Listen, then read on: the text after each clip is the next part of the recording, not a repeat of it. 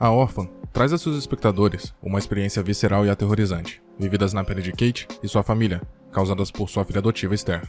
O filme em si levou duras críticas, em especial por associar o gênero de terror de assassino psicótico a uma criança adotada. Entretanto, ao longo do filme, podemos perceber que esse artifício foi utilizado apenas para a construção dos conflitos centrais e na construção da vilã inesperada pela aparente inocência da mesma, não sendo feito isso com o intuito de compelir o público a temerem por sua vida em processo de adoção. Logo quando somos introduzidos ao filme, A Órfã, já nos deparamos com uma contextualização sobre a mente de Kate por meio de um pesadelo, representando o trauma vivido por ela no fim da sua terceira gravidez. Durante esse momento, a vemos em uma situação de fragilidade, já que quando estava para dar à luz a Jessica, ela acaba descobrindo que o bebê estava morto dentro de sua barriga, possivelmente por alguma doença que ela possa ter tido durante a gravidez, já que mais para frente, dentro de um diário, somos informados que ela teve que passar por um procedimento de retirada de seu útero. Kate, como é natural de uma mãe, alimentou sentimentos e perspectivas sobre sua terceira filha e estava visivelmente feliz com aquele tão aguardado dia, o que tornou ainda mais impactante para ela os acontecimentos posteriores. A súbita perda da criança foi um choque terrível para a vida da personagem, deixando ela muito perdida e confusa, já que nada até aquele momento indicava que havia um problema comprometedor. Após esses eventos, Kate pode ter colocado toda a culpa do ocorrido em si mesma, por conta de sua biologia, ainda que qualquer doença ou anomalia sofrida por ela não tivesse sido culpa da mesma. E para piorar as questões psicológicas dela, os médicos podem ter esperado 16 dias para ver se o corpo expeliria naturalmente o feto morto, o que gerou ainda mais perturbação em sua mente, tendo que viver um longo período de tempo, sabendo que o bebê em sua barriga já não tinha mais vida. A retirada do útero teria sido como uma cicatriz permanente na memória de Kate, da perda que sofreu, já que agora nem mesmo teria a oportunidade de gerar uma nova criança para dar seu amor e afeto. Depois desse momento conturbado, Kate entrou em uma grande depressão, inclusive desenvolvendo sérios problemas com a bebida, chegando ao ponto de ser negligente com a supervisão de sua filha com necessidades especiais, que quase se afogou no lago que ficava ao lado da casa, sendo socorrida por John, o que causou um grande conflito em sua família, a motivando a parar com a bebida e buscar uma nova maneira de lidar com a dor de sua perda, procurando um profissional psicológico. A adoção seria um meio para a resolução dessa falta que Jesse fazia para Kate, sendo neste momento que os problemas centrais do longa aparecem, quando eles supostamente adotam uma criança de 9 anos russa. Esther, na verdade, era uma mulher adulta com um raro caso de hipopituitarismo, que dava a ela uma grande semelhança com uma criança. A personagem usava esse artifício há muito tempo para se passar por uma menina, especialmente com o intuito de ter relações com um homem que fosse de uma família que tivesse intenções de adotá-la, matando todos seus familiares no processo. Originalmente, Esther veio de um hospital psiquiátrico russo, sendo uma paciente extremamente problemática e, ironicamente, saiu de lá da mesma maneira que entrou na família de Kate, convencendo outras pessoas a adotarem-na. Embora ela fosse psicologicamente estável, as ações tomadas pela personagem durante o longa deixam claro sua inteligência e poder de manipulação, conseguindo influenciar tanto os integrantes daquela família quanto pessoas de fora. Vemos isso, por exemplo, na forma como ela induz Max a ajudá-la a concluir a maior parte de seus planos, sem nem mesmo se recusar a dar esse apoio, já que Esther a manipulava por meio do medo, ameaçando tirar a vida de seus pais e das pessoas que ela amava, o que impedia que a garotinha informasse qualquer coisa a algum responsável.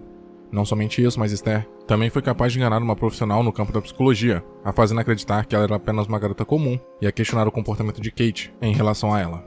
Por conta da falsa inocência que ela apresentava, as suspeitas que poderiam recair sobre ela logo são descartadas pela maior parte dos personagens, em especial por John. Isso se torna ainda mais complexo à medida que ela constrói uma narrativa contra Kate, como se ela estivesse perdendo o controle e fosse contra Esther.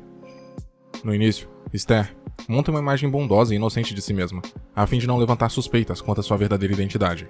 Logo de começo, ela se mostra extremamente gentil, inclusive na sua primeira ida em uma nova escola, ela escolhe propositalmente uma vestimenta simples, o que divergia do comum das outras crianças da mesma idade que Esther alegava ter, e não é surpreendente ver que ela acaba sendo repelida com brincadeiras. Outras ações tomadas por Esther, como aceitar que Kate a ensinasse piano, foram na intenção de conseguir a aproximação da menina com a mãe adotiva, para que aqueles que vinham de fora pensassem que Esther fazia de tudo para se encaixar e receber o amor de Kate, sendo repelida por ela. A partir desse ponto, ela também impele Kate a criar uma grande raiva dela, não se importando muito em esconder o fato de que era mais madura e inteligente do que seria o normal para uma menina de 9 anos, já que se Kate começasse a desconfiar da menina e fosse ofensiva, outros não dariam crédito às suas ideias e a credibilidade de Esther só cresceria pelo passado conturbado de Kate. Por isso, ela a partir desse ponto, com mais conhecimentos especificamente sobre Kate, toma certas ações para incitar essa ira e ao mesmo tempo descredibilizar qualquer argumentação que pudesse vir por parte da mãe adotiva. Como quando ela corta as rosas, as quais receberam as cinzas de Jessica para Kate, como uma espécie de presente para ela, deixando a protagonista com raiva e em desespero, já que ela simbolizava para Kate uma proximidade de sua falecida filha. Metaforicamente, enquanto a roseira fosse fértil, sua filha estaria sempre com ela. Cortar as rosas significava cortar a ligação que Kate tinha com sua falecida filha, e embora isso demonstre certo apego ao passado, não se pode negar que a perda de um filho é algo que traz uma dor extrema para os pais, ainda mais nas circunstâncias que tiraram a vida de Jessica, e essa foi a forma que Kate encontrou para superar sua perda. Por causa do ataque que Esther sofreu por conta dessa ação, ela viu a oportunidade de comprometer ainda mais Kate, quebrando seu próprio braço, o que com certeza foi uma das cenas mais brutais e que revelavam o auge da psicopatia de Esther, infligindo a si mesma uma dor inimaginavelmente grande com o único intuito de atacar Kate e ficar com John, o que acaba dando certo, já que o pai adotivo fica do lado dela, perdendo a confiança restante na sua esposa e em especial nas indagações dela com relação à garota.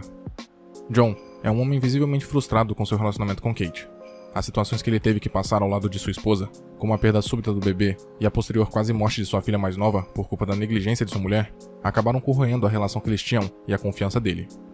Uma coisa a se ressaltar é que John traiu sua esposa com uma outra mulher, motivado por esse desgaste e possivelmente pelo tempo de recuperação que Kate levou após a cirurgia que sofreu. Ainda que ele tenha perdoado sua esposa com relação à quase perda de Max, evidentemente a confiança que ele tinha não foi recuperada totalmente.